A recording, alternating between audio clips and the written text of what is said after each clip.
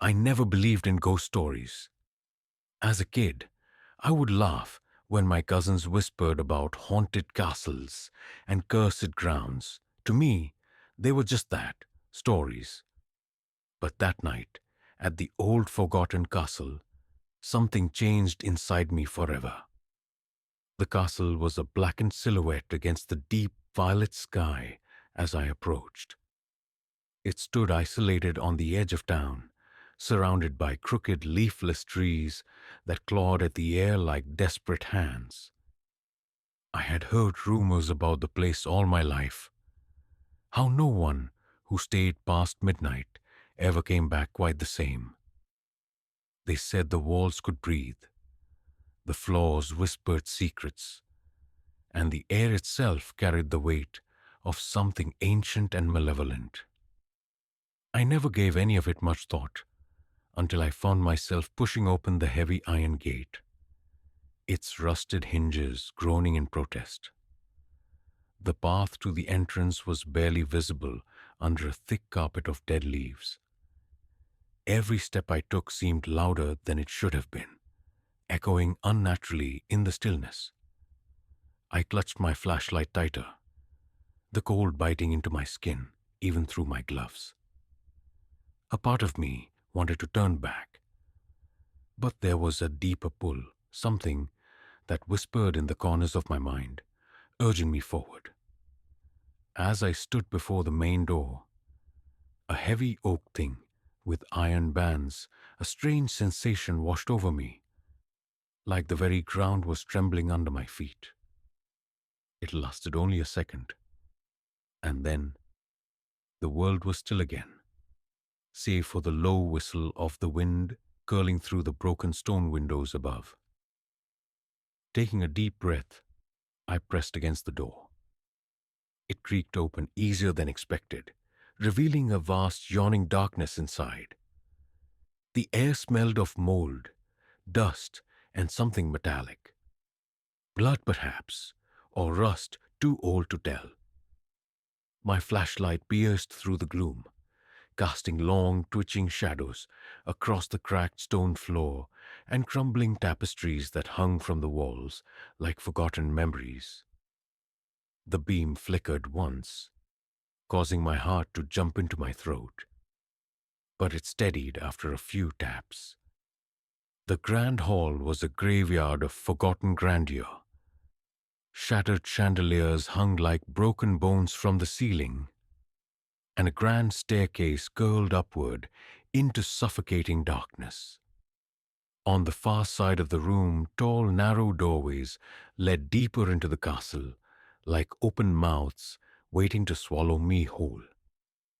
I hesitated, listening. Silence, but not the comforting kind.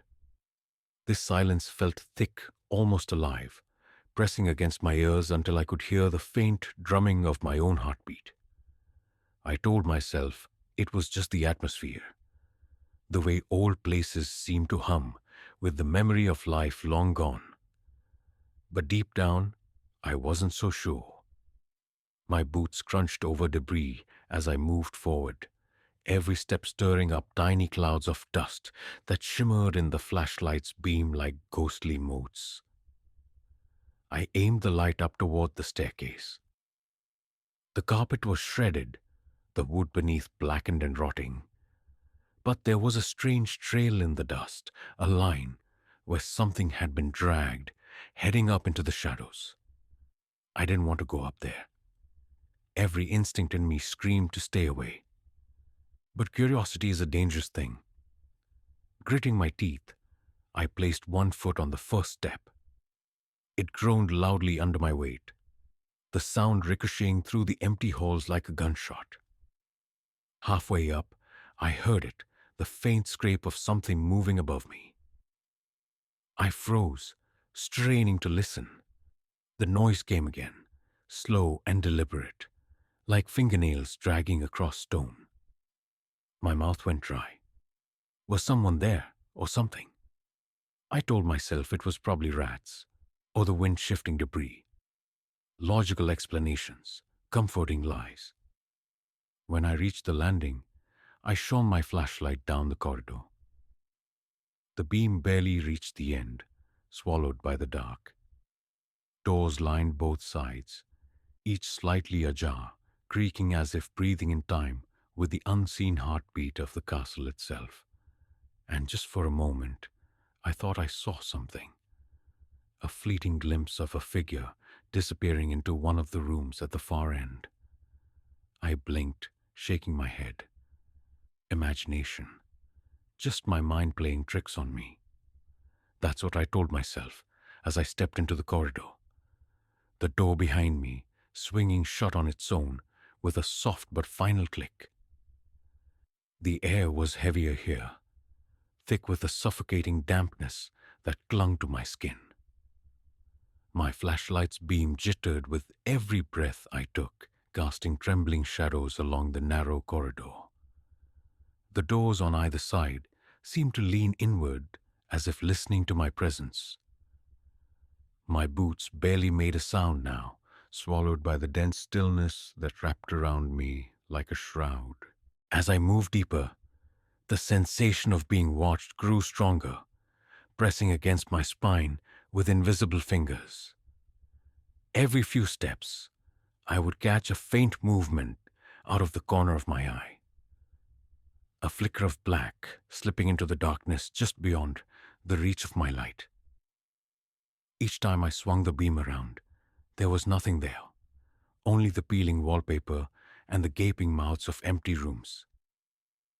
I stopped in front of one of the doors, barely hanging on its hinges. It creaked open wider, as if inviting me inside. Against my better judgment, I stepped closer and peered in. The room was bare, except for a broken rocking chair that sat in the middle, facing the far corner. The chair rocked gently, though there was no breeze, no draft, no logical reason for it to move. I watched, frozen, as it continued its slow, deliberate motion, back and forth, back and forth. The air around me grew colder, each breath forming a small cloud before my face. I took a step back, the floor groaning beneath me, and the chair suddenly jerked to a violent stop. My heart slammed against my ribs. I didn't wait to see if anything else would happen. I turned and hurried down the corridor, trying not to look into the other rooms as I passed them. Something told me I wouldn't like what I might see. Halfway down, I noticed the trail again. The strange line in the dust, as if something had been dragged along the floor. It led to a door at the very end of the hallway, slightly more ornate than the others. Its wood was darker, almost black, with deep gouges clawed into its surface. The trail vanished beneath it. I hesitated, every part of me screaming to leave, to run, but my hand moved on its own, reaching for the handle. It was ice cold, and for a brief second, I thought I heard a whisper against my ear, too soft to understand. I shuddered, but pushed the door open. The room beyond was massive, perhaps once a ballroom or a grand meeting hall. Moonlight spilled through a shattered window, painting long, pale stripes across the floor. And there, in the center of the room, was a mirror. It stood nearly 8 feet tall, its frame a twisted mess of dark wood and what looked like vines or roots, almost alive in their intricate spirals. The glass itself was cracked and blackened at the edges, but it reflected the room eerily well, too well. I could see the crumbling walls, the broken tiles, the open doorway behind me, and something else. There, in the mirror, just over my shoulder, stood a figure, tall, impossibly thin, its head bowed at an unnatural angle. Its arms were long and gaunt, fingers tapering into sharp points. Its body seemed draped in tattered, blackened cloth that moved as if breathing. I spun around, heart hammering in my chest. Nothing. The room behind me was empty. Slowly, with trembling hands, I turned back to the mirror. The figure remained, closer now, its head lifting slightly, though its face was hidden in shadow. I could feel its gaze, cold and ancient, slicing through me. The flashlight flickered violently, the beam stuttering and dancing across the floor. A low hum filled the room, vibrating through my bones. I stumbled backward, but my feet tangled in the debris, and I fell hard onto the cold stone floor, the impact knocking the air from my lungs. When I looked up, the mirror was no longer reflecting the room as it was. Instead, it showed a different version, a twisted, decaying version, where the walls bled dark stains and the ceiling sagged as if rotting. Shapes moved along the edges of the glass, grotesque things that scuttled and lurked just beyond clarity. The figure stepped closer in the reflection. I could see its face now, if you could call it that. A gaping void where its mouth should be. Hollow black pits for eyes, leaking a darkness that seemed to eat the light around it. I scrambled to my feet, but the door I had entered through was gone. Where it once stood was now only a blank wall, as cracked and decayed as everything else. Panic seized me, raw and electric. I banged against the wall shouting, but my voice seemed absorbed by the oppressive atmosphere, as if the very air refused to carry my cries. Behind me, the sound of dragging footsteps began. Slow, heavy, relentless. I turned just in time to see the figure pulling itself from the mirror. Its limbs bent at impossible angles, cracking and twitching as it moved toward me. Each step left behind smears of darkness that hissed and sizzled on the floor. Without thinking, I ran, darting toward the far end of the ballroom where another door, an old servant's exit, hung crooked on its hinges. I crashed through it, the rotten wood splintering under my weight, and stumbled into another narrow passageway. Behind me, the low, wet, dragging sound continued. I didn't dare look back. The hallway twisted and turned in impossible angles, every door I passed revealing only endless darkness beyond. My lungs burned, my legs ached, but fear propelled me forward. I had to get out. I had to wake up from this nightmare. Ahead, a faint light flickered. Hope bloomed in my chest. I sprinted toward it, ignoring the whispering voices that slithered from the walls, the fleeting touches that brushed against my arms. I burst through another door, slamming it shut behind me, and collapsed onto the dusty floor, gasping for air. The room was small, empty, save for an ancient wooden chair and a boarded-up window where thin slivers of moonlight spilled through the cracks. For the first time since entering the castle, there was silence. I thought I was safe, until I heard it again, faint, just beyond the door. The low, guttural breathing of something waiting. Something that now knew exactly where I was. And it wasn't alone. I pressed my back against the cold stone wall, every muscle in my body taut, listening to the heavy, raspy breaths drawing closer. The door handle rattled once, softly, almost playfully. Then it stopped, silence stretched out, thick and strangling, until even my own heartbeat seemed too loud. Maybe it had moved on. Maybe it couldn't find me. I exhaled slowly, careful not to make a sound. I edged toward the boarded-up window, peeling at the rotten wood with trembling fingers. If I could just pry it open, maybe I could squeeze through, find a way out into the night. The first board cracked loose with a loud snap. Instantly, something slammed against the door with a force that shook the walls. I stumbled back, watching in horror as long, thin fingers began to worm their way through the widening crack. The creature outside was no longer pretending. It was coming for me. Without thinking, I grabbed a broken piece of wood and drove it into the wall beside the door, trying to jam it shut. Splinters bit into my palms, but I didn't care. The door shuddered violently again. Then again, each blow more frenzied than the last. Dust rained down from the ceiling.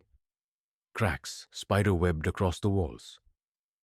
I turned back to the window, kicking at the remaining boards, coughing as the dust filled my lungs. Finally, a space wide enough appeared. I didn't hesitate. I hauled myself up, forcing my body through the narrow gap. My jacket tore. Nails scratched deep gouges into my skin, but I didn't stop. I tumbled out onto the roof of a lower wing of the castle, the ancient tiles slick with moss and rain. I could hear the thing inside tearing at the door, shrieking now, a high, broken sound that made my blood turn to ice. Without looking back, I scrambled across the roof, slipping and sliding, desperate to put distance between me and that room. Ahead, I saw an old tower. Its top crumbled away, exposing a narrow stone staircase spiraling downward. It was my only chance. I ran for it, ignoring the pain in my limbs, the sting of the cold night air in my lungs. I reached the staircase and began to descend, the steps slick and uneven. Every shadow seemed to lunge at me. I didn't care. I had to keep moving. Down and down I went, the darkness wrapping tighter around me. Finally, I reached the ground floor. I burst out into what must have once been the castle's courtyard. Now nothing but rubble and dead trees. Beyond the ruined archway, the forest loomed dark and impenetrable. I ran. Branches clawed at me, the underbrush snagging my clothes. I didn't stop. Behind me, I could hear it, the creature, no longer bound to the castle, shrieking and howling in fury. It crashed through the trees, relentless, tireless. My foot caught on a root, and I fell hard, my head striking the ground. Stars exploded in my vision. Dazed, I tried to crawl forward, my fingers digging into the cold earth. And then, silence. I froze, barely breathing. No footsteps, no howling, nothing. I lifted my head slowly, scanning those dark woods. Nothing moved. Even the trees stood deathly still, as if holding their breath. Had I lost it? I pushed myself to my feet, swaying unsteadily. The path out of the forest had to be nearby. I took a step forward, and the trees ahead parted. Not by wind, not by any natural force, but by something unseen, something vast and terrible. In the clearing, it stood waiting, its form half obscured by the swirling mist. Taller than before, its tattered shroud spreading outward like wings made of shadow. Those hollow, empty eyes locked onto mine. There was no running now. I backed away slowly, but every step seemed to draw me deeper into its gaze. The mist coiled around my ankles, pulling me closer. I could feel it invading my mind, whispering promises, dragging up memories I had long buried. This place, it wasn't just haunted. It was alive. It fed on fear, on despair, and I had given it more than enough. I closed my eyes, tears burning behind my lids, and braced for the inevitable. But then, a sound.